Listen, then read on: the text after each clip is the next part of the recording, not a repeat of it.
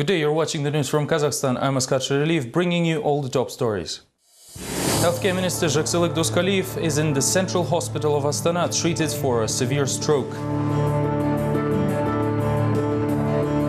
Scandalous photo exhibition Kazakhstan Is It You opens in Warsaw, Poland.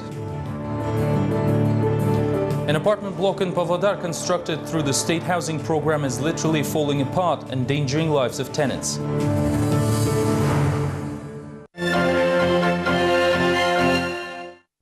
Circumstances surrounding the arrest and prosecution of the Healthcare Minister Jaksalik Doskaliyev are finally being revealed, although gradually. Reporters are trying to reach the official in the hospital where he is treated for a stroke, whereas the MPs had to send an inquiry directly to the Attorney General. Apparently, the minister is suspected in making illegal profits on a especially large scale. Kazakhstan's Healthcare Minister Jaksalik Doskaliyev is currently in the Astana's medical center diagnosed with severe stroke, coma, paralysis and loss of speech. The lower house of parliament demanded the General Prosecution Office to investigate the reasons why the health minister was put in the intensive care. According to the MP Maral Itigulov, the stroke could be the result of the interrogation by the financial police and subsequent untimely provided medical treatment. At the time of his arrest, Doskaliyev was still a minister. He is assigned to a particular hospital. Thus, he had to be taken to the doctor if his health condition deteriorated. This is exactly what we want to investigate, why these actions have not been made. The level of secrecy in the hospital was extremely high. Journalists were hoping to receive at least some comments from doctors concerning Doskaliyev's condition, but medics were not authorized to answer these questions. I cannot answer your questions. Please talk to the supervising doctors. The prosecution office continues to produce stock information related to Doskaliyev's criminal case, saying the minister abused his powers. On Wednesday, the court postponed the issue of a warrant to arrest the official for 10 days. In response to this and the statements of the MPs, the financial police clarified the reasons for the interrogation and finally revealed some details. Apparently, Doskaliyev is suspected in selling the land of the Kazakh State Academy when he was holding the position of its rector, thus making $9.5 million in the deal. During the investigation, Doskaliyev has pressured witnesses which hindered the objective inquiry. In addition, Doskaliyev received a visa to a foreign country, which was a reason to believe that he is planning to escape Kazakhstan to avoid criminal responsibility.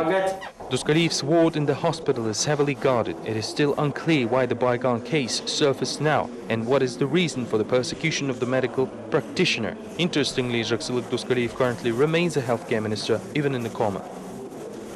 According to the latest information reported by Doskaliyev's lawyer Robert Shmal, the minister's condition has deteriorated and he is now in a coma. Apparently, the official will have to undergo a heart surgery. Shmal also claims the condition of his client worsened after the visit of the police, who attempted to take the minister to a detention facility. We will further continue to monitor the situation.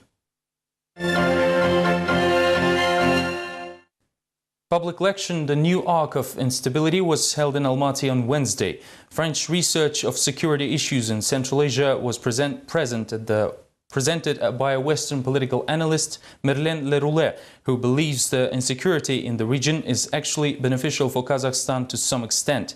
Acting as a mediator in negotiations and helping to stabilize conflicts, the country is earning political dividends. The situation could be worse compared to some African states.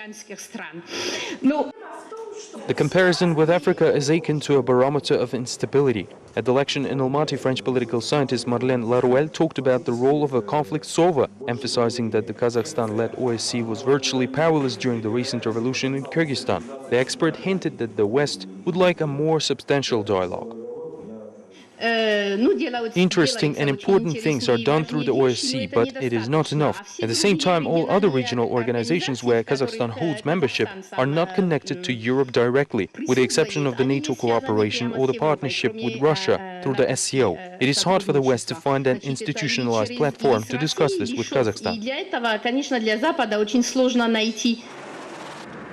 In the meantime, analysts talk about the rapid and radical Islamization of the society. The recent example in Tajikistan, where the authorities declared the fight against the Islamization, and a few days later, skirmishes with allegedly radical-minded warlords were reported in the Pamir Mountains. Another hotbed was the inter-ethnic conflict between Kyrgyz and Uzbeks in Osh region of Kyrgyzstan. The Islamic movement of Uzbekistan now threatens the neighboring state with jihad.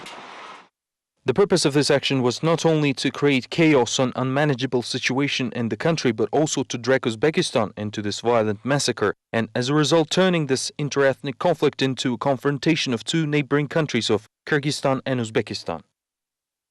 President Karimov hinted at the intervention of third parties at the recent UN summit. The people exploiting these religious attitudes are gaining serious support in the region, with the exception of Kazakhstan, where it felt only in the south and west. It is important not to underestimate this matter. Central Asia is the crossing point of geopolitical interests of three global superpowers, Russia, the US and China. It is now the decision-making center not only for the regional but global security, say experts. The UN Special Reporter on Torture, Manfred Novak, has publicly spoken about the ill treatment of Kazakhstan's prisoners after visiting 14 correctional facilities since early September.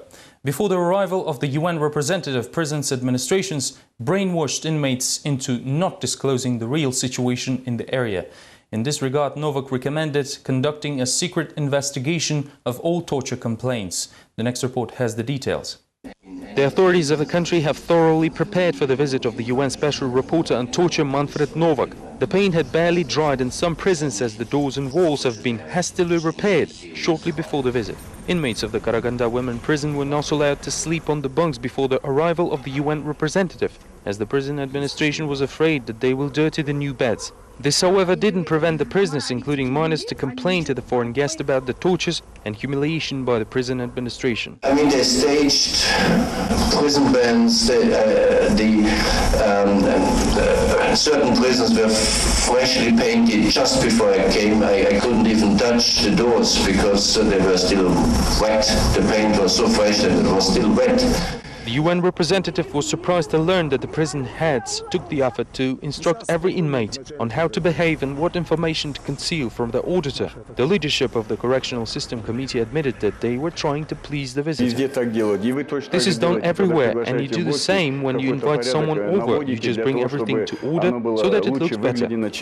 Novak knows about tortures in Kazakh prisons and was once again reminded about them during the seminar of the human rights activists. The family members of the inmates who claimed that their loved ones were beaten in the prison EC 166/10 were also trying to meet with the UN representative. I'm speaking on behalf of all family members of tortured inmates who want to meet with you. These people are currently in Astana and more of them are still arriving. They have great hopes for your help. Manfred Novak will present his report to the UN next spring. According to experts, this is when the objective assessment of the situation in Kazakh prisons will be made. In the meantime, Novak proposed to create a new independent human rights organization in the country. Photo exhibition of brutal beatings, unlawful arrests and violations of human rights in Kazakhstan opened in Warsaw, Poland, during the annual conference of the OSCE Human Dimension. The exhibition, titled "Kazakhstan, Is It You?" or "The Other Kazakhstan," features works of mostly anonymous authors.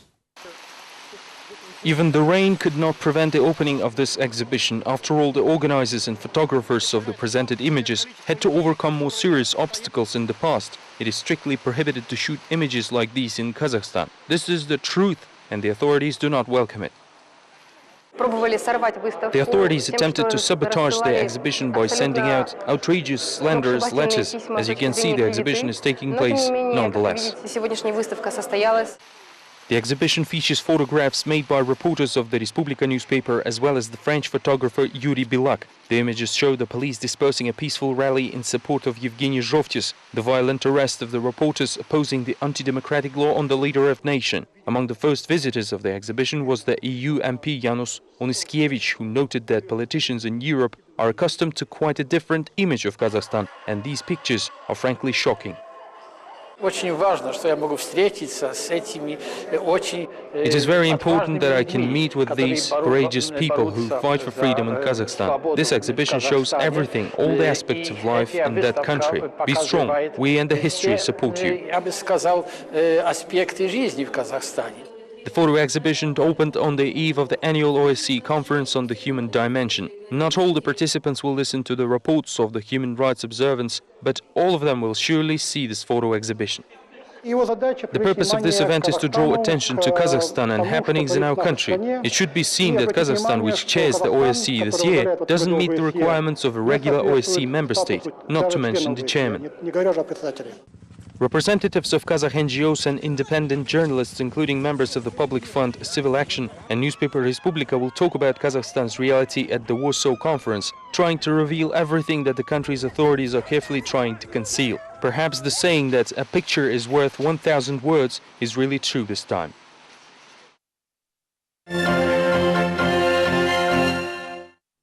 The publisher of the newspaper Голос Республики complains about the violation of personal rights.